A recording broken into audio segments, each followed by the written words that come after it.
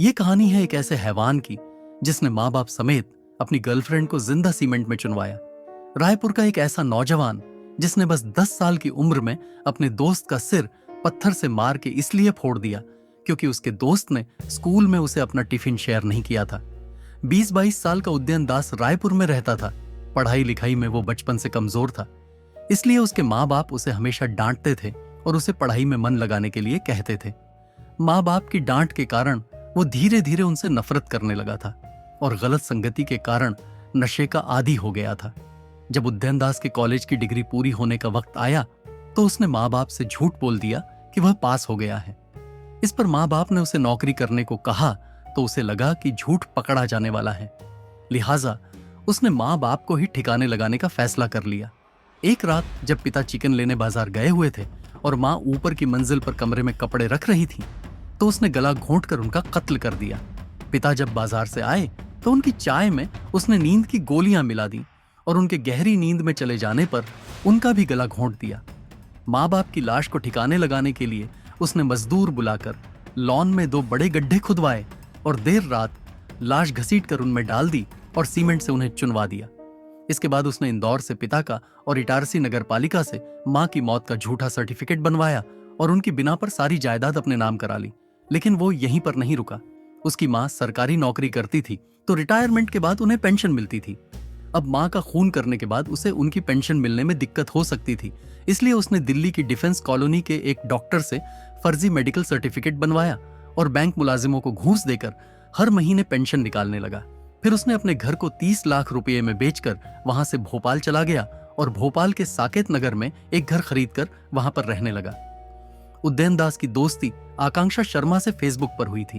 Facebook chatting में उदयन दास ने खुद को IFS अफसर बताया था जो अमेरिका में रहता है और अक्सर भारत आया करता है।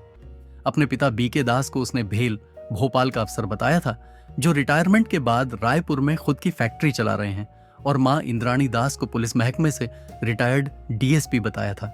उसने माँ का भी अमेरिका में रहना बताया था। उदयन दास ने आकांक्षा शर्मा को यह भी बताया था कि वह IIT दिल्ली से ग्रेजुएट है। आजकल जैसा कि आमतौर पर फेसबुक चैटिंग में होता है, वही आकांक्षा शर्मा और उदयन दास के मामले में भी हुआ। पहले जान पहचान, फिर दोस्ती और उसके बाद प्यार। जल्द ही दोनों ने मिलना जुलना शुरू कर दिया। उदयन दास भले ही भोपाल में रह रहा था, पर आकांक्षा शर्मा के लिए तो वह अमेरिका में था, इसलिए जल्द ही उदयन दास ने उसे बताया कि वह दिल्ली आ रहा है। दोनों दिल्ली में मिले और कुछ दिन साथ गुजारे। उदयन दास की रईसी का आकांक्षा शर्मा पर खासा असर पड़ा। वे दोनों एक साथ हरिद्वार, मसूरी और देहरादून भी घूमने गए और एक ही होटल में एक साथ एक कमरे में रुके। फिर उदयन दास अमेरिका यानी भोपाल लौट गया, इस वादे के साथ कि जल्द ही वह फिर भारत आएगा। और अब वे दोनों भोपाल में मिलेंगे जहां उसके 2 मकान हैं। उदयन दास ने आकांक्षा शर्मा को बताया था कि उसका भोपाल वाला मकान काफी बड़ा है और उसका नीचे वाला हिस्सा किराए पर ब्रह्मकुमारी आश्रम को दे रखा है। इन 2-3 मुलाकातों में आकांक्षा शर्मा सोचने लगी कि उदयन दास वैसा ही लड़का है जैसा वह चाहती थी। वह तो शादी के बाद अमेरिका में नौकरी करने के सपने देखने लगी थी, लिहाजा उन दोनों ने शादी करने का फैसला कर लिया। एक दिन उदयन दास ने आकांक्षा शर्मा को बताया कि उसका मन अब अमेरिका में नहीं लग रहा है और वह उससे शादी कर भोपाल में ही बस जाना चाहता है। अमेरिका जाकर नौकरी करने की आकांक्षा शर्मा की ख्वाहिश मिट्टी में मिल गई, क्योंकि अब तक वह अपने घर वालों को बता चुकी थी कि वह नौकरी करने अमेरिका जा रही है। आकांक्षा शर्मा उदयन दास को चाहने लगी थी, इसलिए वह राजी हो गई। आज नहीं तो कल उसे अमेरिका जाने का मौका मिल सकता है, इसलिए वह उदयन की बताई तारीख पर बीते साल जून महीने में भोपाल आ गई। माँ बाप से हकीकत छिपाने के लिए उसने यह झूठ बोला कि वह नौकरी करने न्यूयॉर्क जा रही है। आकांक्षा शर्मा ने भोपाल के ही पिपलानी के कालीबाड़ी मंदिर में उदयन दास के साथ शादी भी कर ली। इस दौरान वह फोन पर घर वालों से भी बात करती रही, लेकिन खुद को अमेरिका में होने का झूठ बोलती रही। कुछ दिन उदयन दास के साथ बीवी की तरह गुजारने के बाद आकांक्षा शर्मा को मालूम हुआ कि उसके शौहर ने उसे कई झूठ बोले हैं, क्योंकि न तो वह कभी अपने माँ बाप से फोन पर बात करता था और न ही उनके बारे में पूछने पर कुछ बताता था। हद तो उस वक्त हो गई जब आकांक्षा शर्मा को यह पता चला कि उदयन दास अव्वल दर्जे का नशेड़ी है और दूसरी कई लड़कियों से उसके नाजायज ताल्लुकात हैं। जुलाई तक तो आकांक्षा शर्मा ने अपने घर वालों से फोन पर बात की, लेकिन अब वह उनसे कम ही बात करती थी। लेकिन फिर धीरे धीरे वह SMS के जरिए उनसे बात करने लगी थी। 14 जुलाई का दिन आकांक्षा शर्मा पर कहर बनकर टूटा। अगर उदयन दास ने उससे कई झूठ बोले थे तो एक झूठ उसने भी उदयन से बोला था। दरअसल आकांक्षा शर्मा का एक और बॉयफ्रेंड था जिसने उसके कुछ कम कपड़ों में फोटो व्हाट्सएप पर डाल दिए थे। ये फोटो उदयन दास की नजर में आए तो वह भड़क उठा।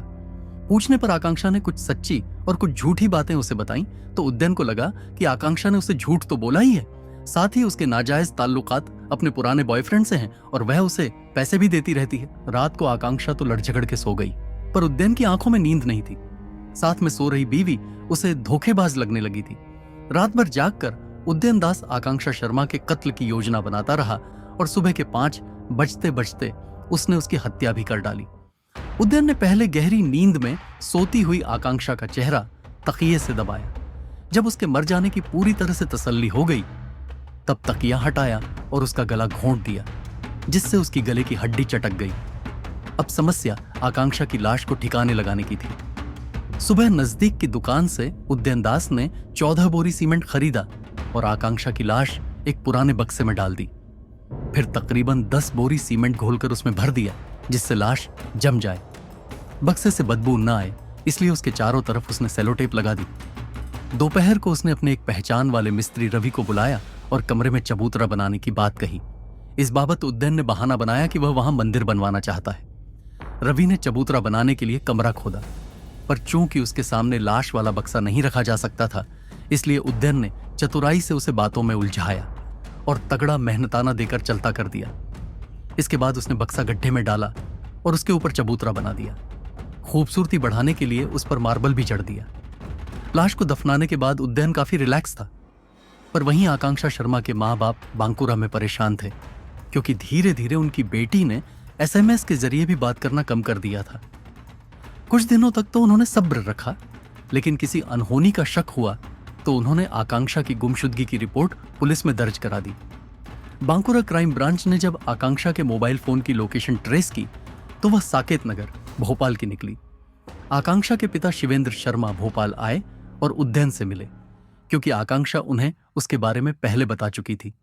उदयन ने उन्हें गोलमोल बातें बनाते हुए कहा कि आकांक्षा तो न्यूयॉर्क में नौकरी कर रही है। शिवेंद्र शर्मा के हाव भाव देखकर समझ तो गए कि दाल में कुछ काला जरूर है, पर कुछ कहने की हालत में नहीं थे।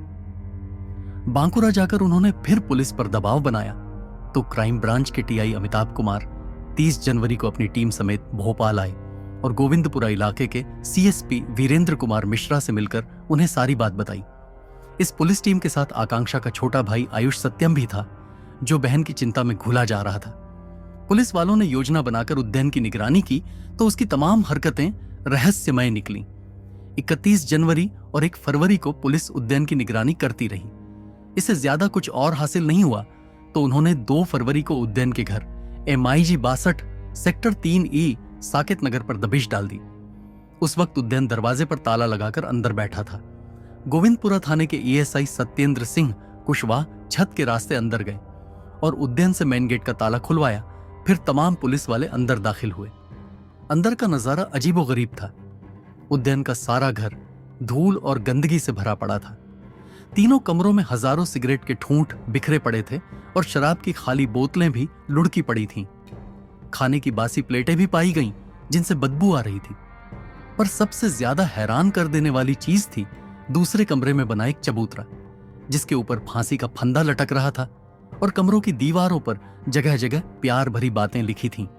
चबूतरे के बारे में पुलिस वालों ने सवाल जवाब शुरू किए तो पहले तो उदयन खामोश रहा, पर थोड़ी देर बाद ही उसने फिल्मी स्टाइल में कहा कि उसने आकांक्षा का कत्ल कर दिया है और उसकी लाश इस चबूतरे के नीचे दफन है। इतना सुनते ही पुलिस वालों के होश उड़ गए।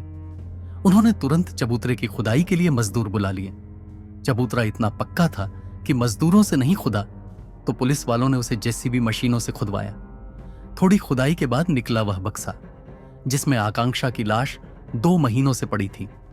बक्सा खोला गया तो उसमें से आकांक्षा की मुड़ी तुड़ी हड्डियां निकली, जिन्हें पहले पोस्टमार्टम और फिर DNA टेस्ट के लिए भेज दिया गया। तो ये थी कहानी उदयन दास की। दोस्तों, उम्मीद है कि वीडियो आपको पसंद आई हो। आपसे रिक्वेस्ट है कि वीडियो को लाइक और चैनल को सब्सक्राइब कर दें। जल्द ही मिलते हैं, तब तक के लिए अपना ख्याल रखें।